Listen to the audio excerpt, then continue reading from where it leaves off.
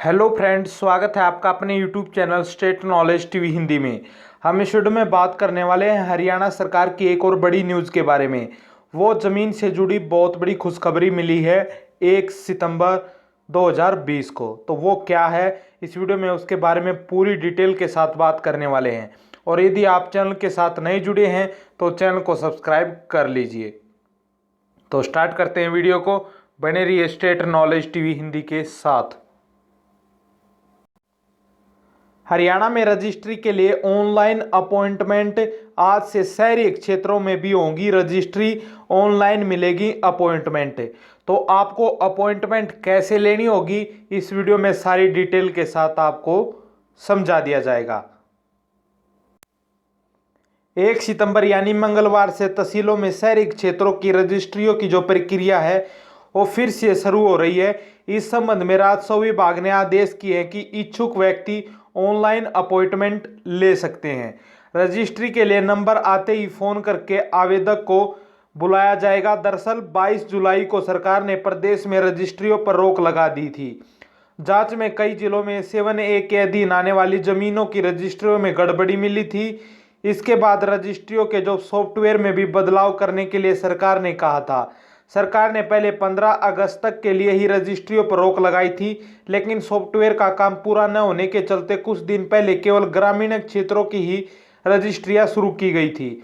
अब सॉफ्टवेयर का जो पूरा काम हो चुका है और सरकार अब के लेवल पर इसका ट्रायल भी ले चुकी है। इसलिए शहरी क्षेत्रों में रजिस्ट्रियों की जो प्रक्रिया है आज से शुरू हो रही है। ऐसे ऑनलाइन मिलेगी आपको अपॉइंटमेंट। जमीन की रजिस्ट्री कार्य में पारदर्शिता लाने के लिए प्रदेश सरकार ने तत्काल ई अपॉइंटमेंट लेने का नया नियम लागू किया है। अब तत्काल ई अपॉइंटमेंट की सुविधा का लाभ किसी दफ्तर में जाने के बजाय घर बैठे लिया जा सकता है। पहले रजिस्ट्रेशन के लिए CSC या सब रजिस्ट्रार या जॉइंट सब रजिस्ट्रार या वेब हेल्थ केंद्र आदि पे जाकर नगद भुगतान के आधार पर तत्काल ई अपॉइंटमेंट लेनी होती थी, लेकिन पारदर्शिता लाने के लिए नियम में संशोधन किया। अब आमजन घर बैठे जमाबंदी पोर्टल यानी जमाबंदी.nic.in की ऑफिशियली वेबसाइट पर जाकर प्रॉपर्टी रजिस्ट्रेशन लिंक पर आवेदन कर तत्काल ई अपॉइंटमेंट ले सकते हैं। तत्काल ई अपॉइंटमेंट के लिए प्रतिदिन निर्धारित समय का टाइम स्लॉट उपलब्ध कराया जाएगा। आवेदक इसके दौरान भूमि रजिस्ट्रेशन का कार्य करवा सकता है। प्रक्रिया में ये हुए हैं बड़े बदलाव। शहरी स्थानीय निकाय विभाग के 9 नगर निगमों और 15 नगर पालिका और नगर परिषद क्षेत्रों में जो प्रॉपर्टी ID दी गई है।